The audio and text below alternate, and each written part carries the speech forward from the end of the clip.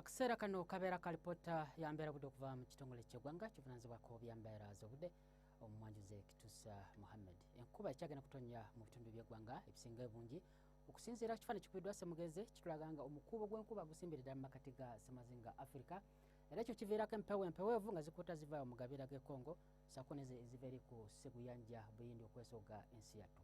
Era bwe tugezaako ne tulaba ate ku mbeera y'obudde mu biseera by'okumakya tusuubirawo enkuba okutonnya okusadde ebitundu ebyaliawo ku mbalama z'ennyanja Nalubaale ssaako n'eri ebuggwanjuba bwa ensi yattu nawo enkuba ejja kutonnya okutuuka eddala n'eri ebuvanjuba. Okuggyako eri ate bukiikakkono awo tusuubirawo omusana okwaka nga bwe gukubakubamu. Embeera obudde eno era enkuba ejja kusigala nga etonnya mu bitundu by'eggwanga ebisinga obungi.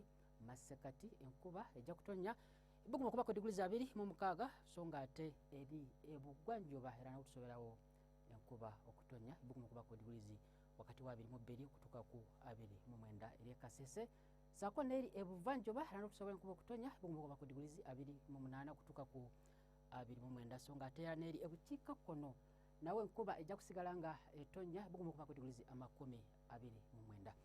Bwe tugezaako ne tulaba ate mu kibuga Nairobi nawo tusoberawo enkuba okutonnya ebuguma okuba ku diguli 23 so nga ate era New York ebuguma okuba ku diguli 12 awamu ne olwandagize. Weebale okubeerako naffe, beera bulungi.